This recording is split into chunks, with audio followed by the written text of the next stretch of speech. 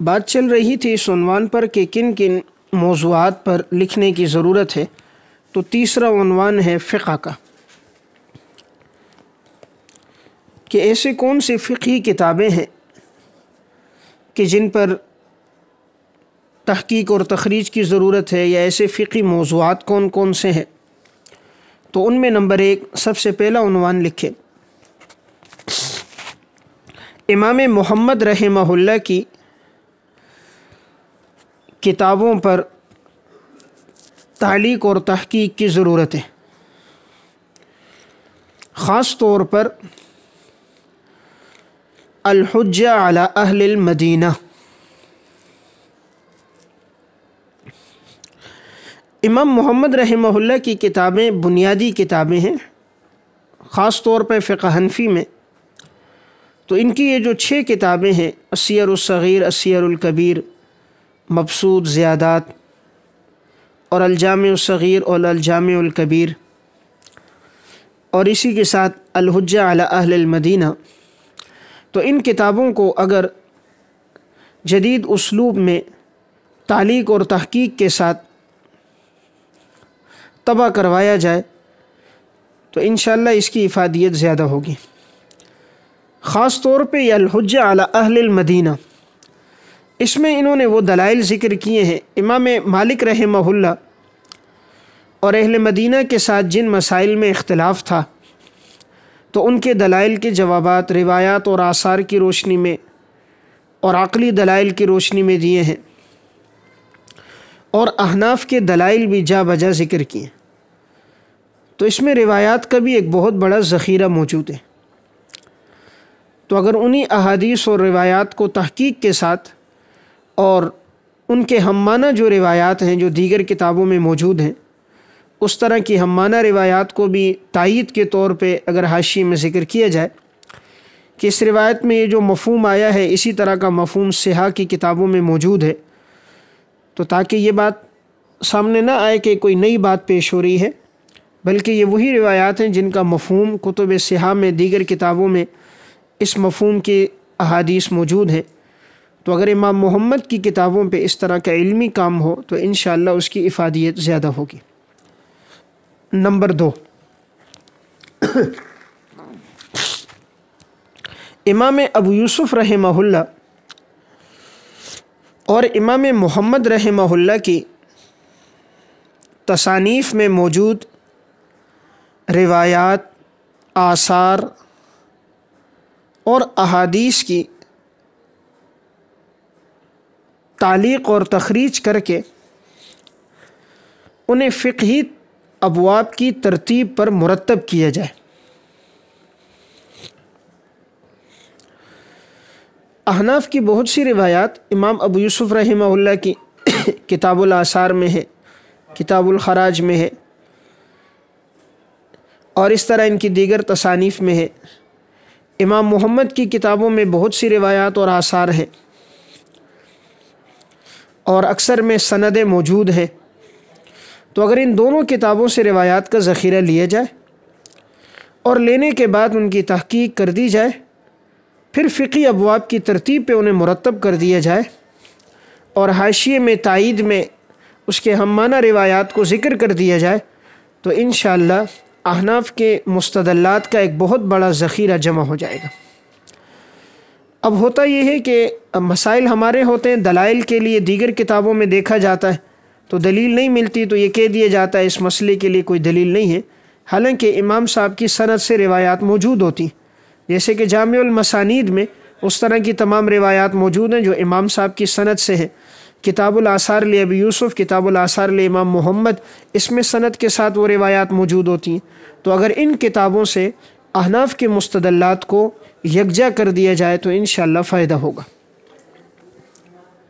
Number 3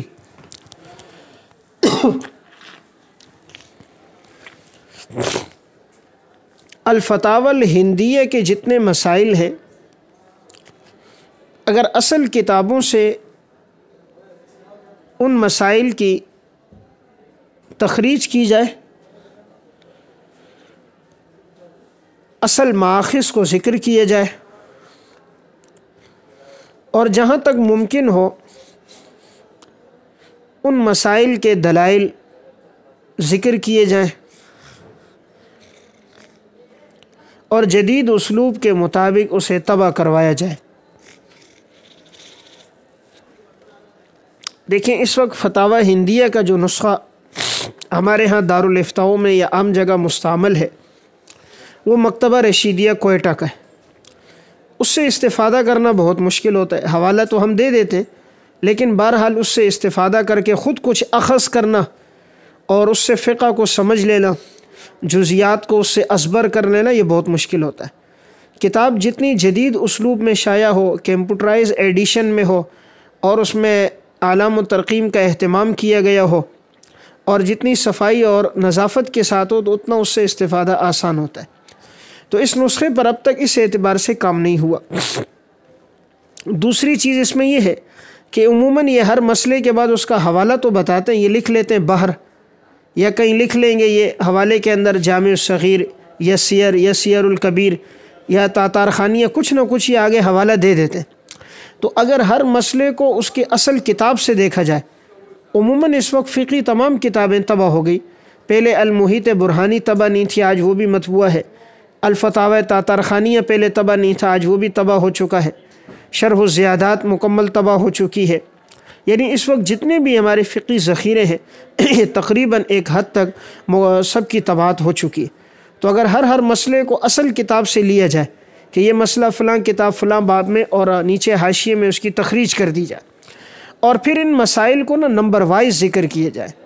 الگ الگ number کر کے ہر جزیوں کو، مثلاً اس باب کے تحت باب الوضو ہے، اس باب کے تحت جزیات کی تعداد 200 ہے،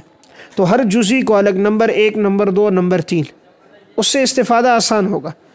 اب ہر جزی کو ساتھ ملایا ہوا ہے تو پتہ نہیں چلتا یہ بات کہاں سے شروع ہوئی کہاں ختم ہوئی، ہر جزی کو الگ الگ کیے جائے۔ پھر ہر کتاب کے شروع میں جو باب کے مسائل مستنبط ہوتے ہیں ان کے کوئی دلائل ہوتے ہیں، قرآن کی آیات، احادیث، تو ہر باب کے شروع میں وہ ماخذ بیان کر دیے جائیں۔ اس باب کے جو مسائل ہیں وہ ان احادیث سے ثابت ہے، ان روایات، ان آثار سے ثابت ہے، تو اگر ساتھ ساتھ مراجع اور ماخذ بھی ہوں گے تو کوئی اعتراض نہیں کر سکے گا کہ ان مسائل کا ثبوت کہاں سے۔ اور ماخذ میں، مراجع میں، مصنف ابن ابی شیبہ میں بہت سی روایات موجود ہیں کہ جس میں اکثر فقہی جزیات صحابہ سے ثابت ہے، مصنف عبدالرزاق میں موجود ہے اس قسم کی روایات۔ تو اگر ان روایات کو بھی حاشیے میں ساتھ تائید میں بطور ذکر کیا جائے اور اگر اس کتاب کے یہ خدمت ہو جائے کہ ہر جزیے کے لیے یا ہر دوسرے تیسرے جزیے کے لیے ماخذ اور اس کے مراجع کو بیان کر دیے جائے تو بہت بڑی خدمت ہوگی، کیونکہ فتاوی ہندیہ تقریباً 1000 سال میں جتنا کام ہوا ہے وہ سب اس میں یکجا ہو گیا۔ تو 1000 سال کے سارا فقہی کام اس کتاب میں موجود ہے۔ تو اس کتاب پر اگر کام ہو گیا گویا 1000 سال کا جو کام تھا منتشر طور پہ وہ ایک کتاب میں تحقیق کے ساتھ جمع ہو جائے گا۔ اسی طرح جو اس کا اردو میں ترجمہ چھپا ہوا ہے اگر اس پہ کام کیا جائے، ترجمہ تو موجود ہے، اگر انہی اردو کے مسائل کو ترجمے میں نمبر وائز الگ الگ کیا جائے جزیات کو اور ہر جزی کے لیے حوالہ لکھ دیا جائے کہ یہ فلاں کتاب میں موجود ہے، بحر میں، ہندیہ میں، نہر میں، اور ساتھ ساتھ جہاں تک ہو سکے اس کے ماخذ اور مراجع لکھ دیے جائیں، احادیث درمیان میں آئیں تو اصل مراجع سے تحقیق تخریج کر دی جائے، تو انشاءاللہ ایک بہت علمی کام ہوگا اور اس کی ضرورت بھی بہت ہے۔ جیسے میں نے آپ کو کہا تھا تفسیر میں الدر المنصور کہ وہ روایات کا بہت بڑا ذخیرہ ہے، اس پہ کام کی ضرورت ہے۔ اسی طرح حدیث میں کنز العمال فی سنن الاقوال والافعال، اس پر کوئی علمی کام اب تک نہیں ہوا۔ کنز العمال میں ایک اندازے کے مطابق تقریباً 52,000 روایات اور آثار موجود ہیں، تو اتنا بڑا ذخیرہ ہے لیکن وہاں کسی روایت کی تحقیق نہیں ہوئی۔ اور اسی طرح فقہ میں الفتاوی الہندیہ، تو یہ 3 چیزیں ہیں، حدیث میں، تفسیر میں، فقہ میں، لیکن یہ ایک آدمی تو نہیں لکھ سکتا، یہ بہت بڑا ذخیرہ ہے، اس کے لیے پوری ایک کمیٹی اور جماعت کی ضرورت ہے۔ تو اگر اہل علم کی ایک جماعت اور کسی صاحب علم کے ماتحت ہو کر اگر اس عنوانات پہ کام کیا جائے تو انشاءاللہ اس کا فائدہ بہت ہوگا۔